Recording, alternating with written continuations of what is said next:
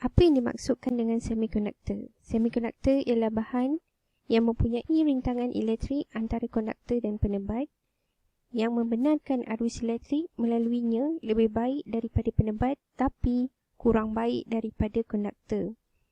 Ada dua jenis semikonduktor yang biasa digunakan dalam industri elektronik, iaitu silikon dan germanium. Sifat kekonduksian bahan semikonduktor ni bergantung kepada suhu. Pada suhu mutlak iaitu pada 0 Kelvin, semikonduktor tulen akan bertindak sebagai penebat.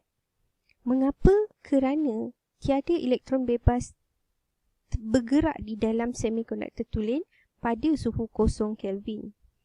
Namun pada suhu bilik, elektron ini akan memperolehi tenaga daripada getaran yang berlaku di dalam kekisi atom dan terbebas daripada ikatan atom itu.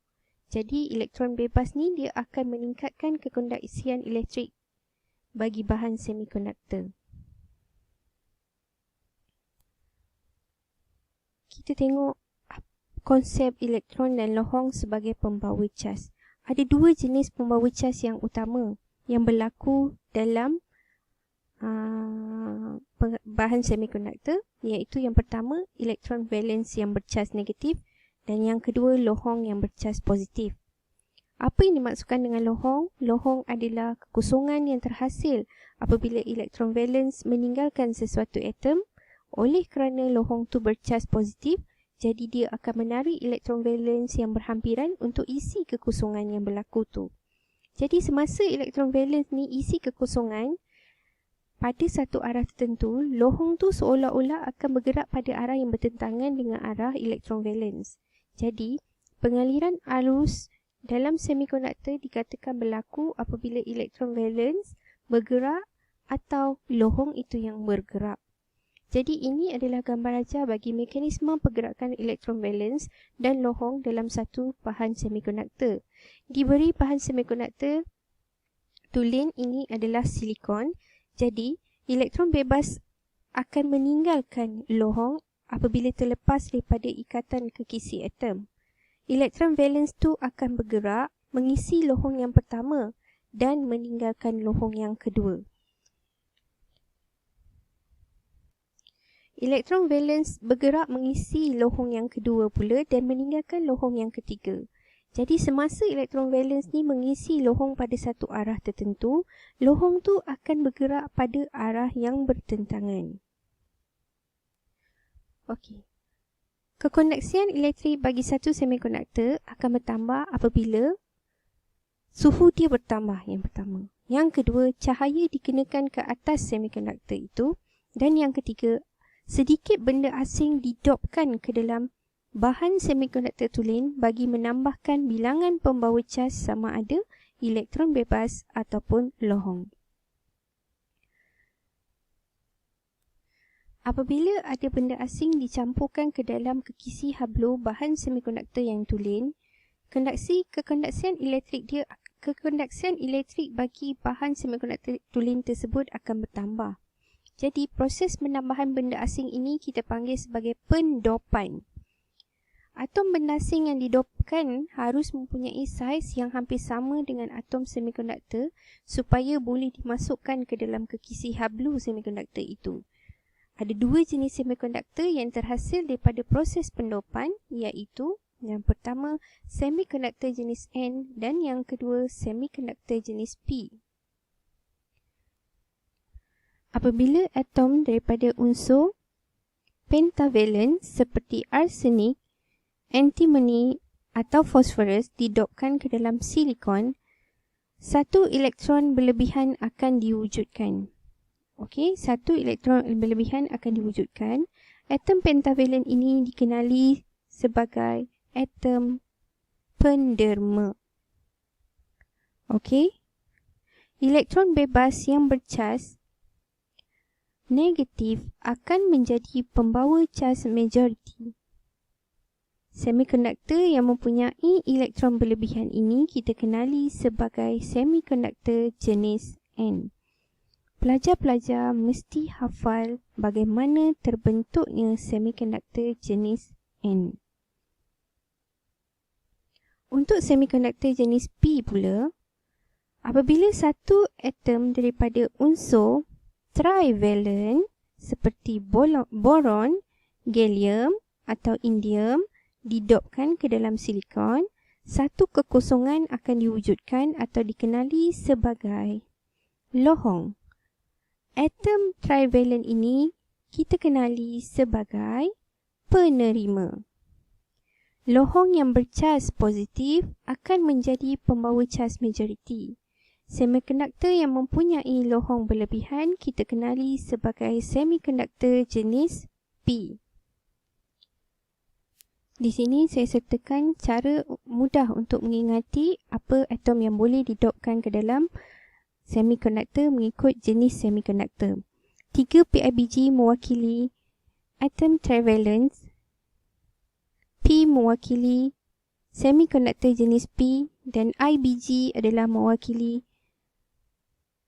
indium, boron dan gallium yang boleh didopkan ke dalam semikonduktor jenis P ini. Dan pembawa cas majoriti bagi semikonduktor jenis P adalah lohong. Untuk semikonduktor jenis N, kita gunakan 5 napa. 5 mewakili atom pentavalent, N adalah semikonduktor jenis N, APA adalah atom yang boleh didopkan ke dalam semikonduktor ini iaitu arsenik, fosforus dan antimony. Pembawa cas majoriti bagi N-type semikonduktor jenis N adalah elektron bebas.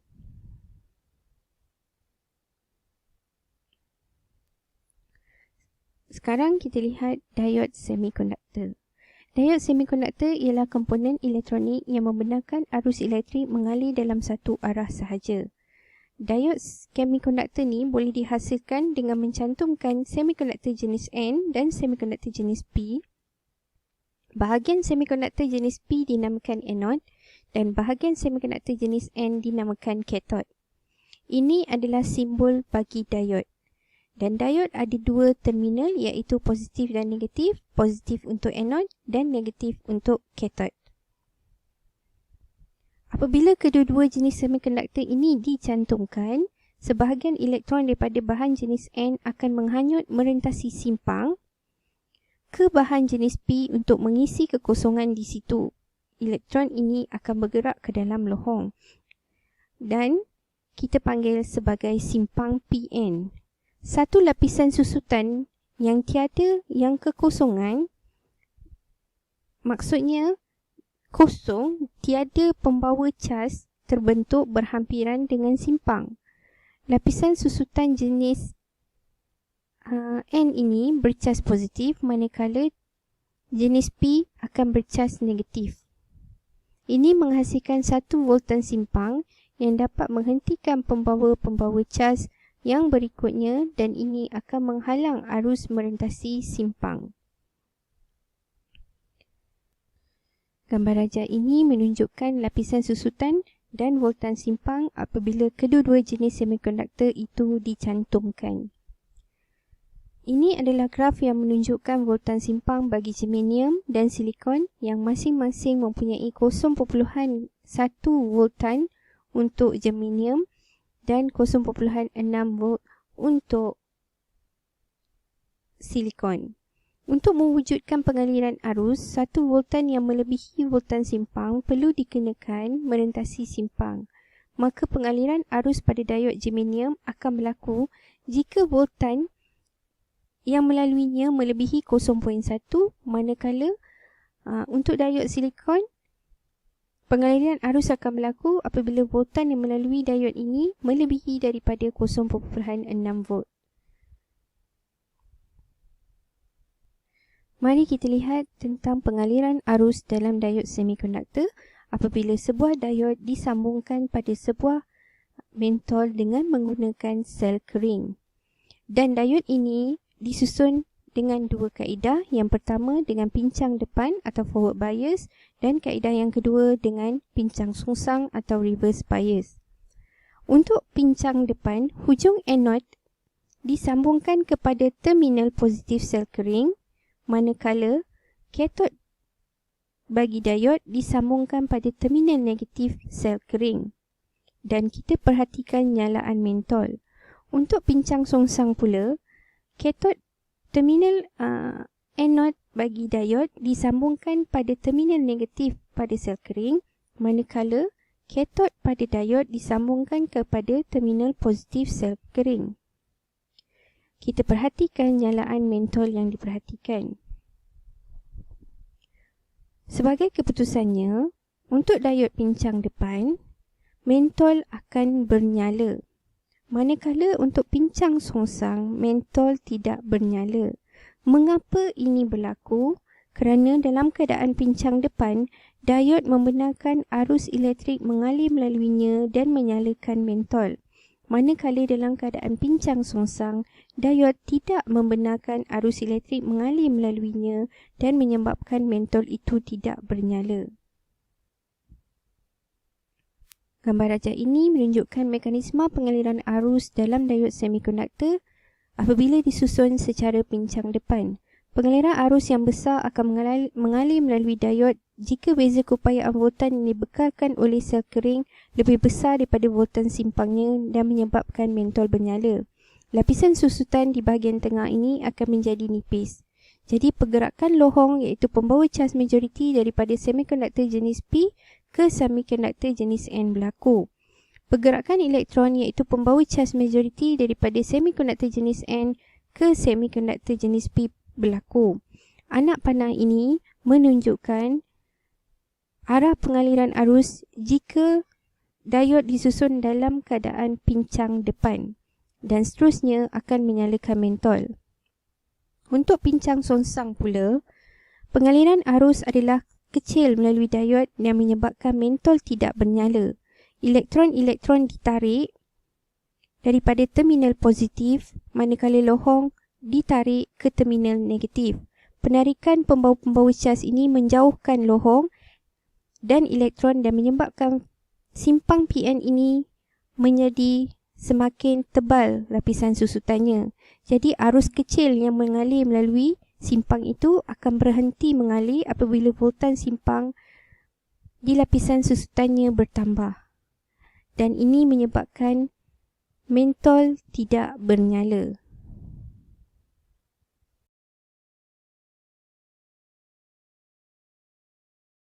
Konduktor sebagai rectifier. Apa yang dimaksudkan dengan rectifier?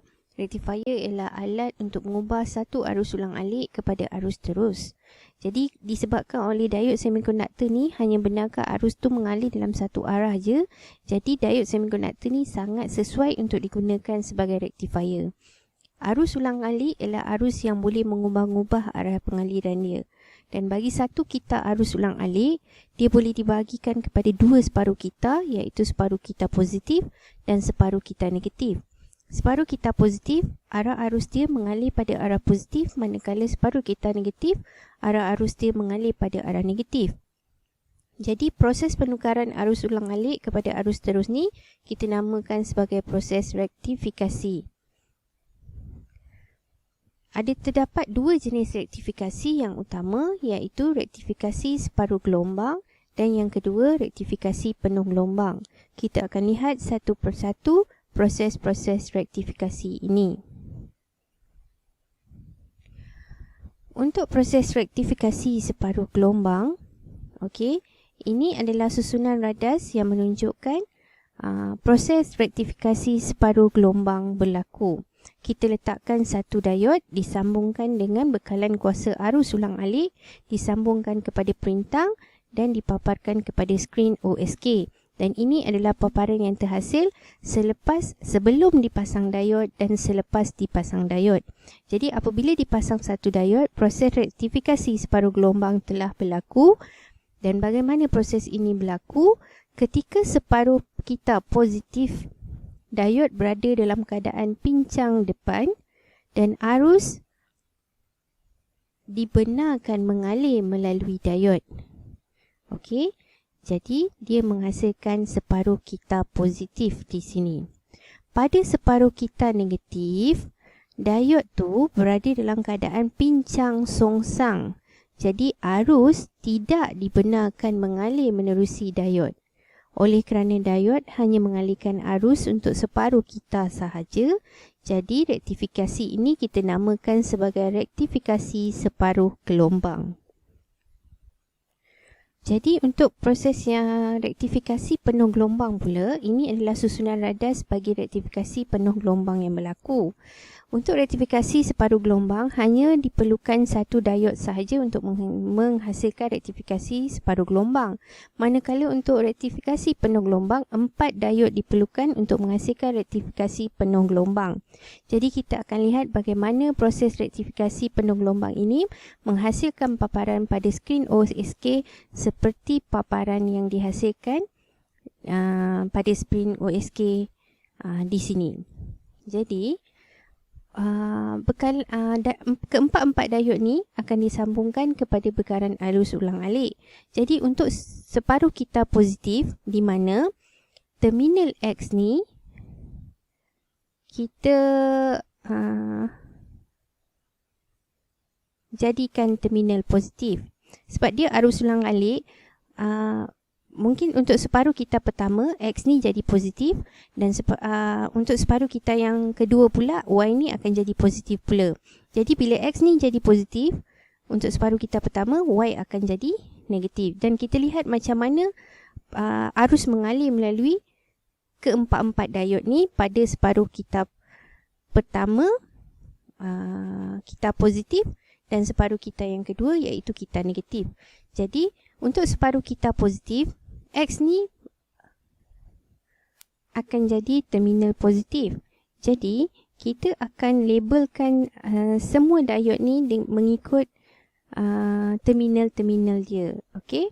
Jadi ini adalah positif, ini adalah negatif, positif, negatif, negatif, positif, negatif dan positif. Jadi terminal positif untuk bekalan kuasa mesti bersambung pada terminal positif diod. Jadi untuk separuh kita positif yang pertama, arus tu akan mengalir melalui diod D1 dan dia akan keluar pada terminal negatif diod D1 dan dia akan melalui perintang R.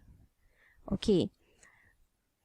Terminal negatif diod D1 ni perlu disambungkan kepada terminal positif diod D2. Dan dia akan keluar pada terminal, arus tu akan keluar pada terminal negatif D2 dan akan masuk pada terminal Y yang bercas negatif. Itu adalah separuh kita positif bagi laluan bagi separuh kita positif. Jadi ketika separuh kita positif, voltan pada terminal X ialah positif.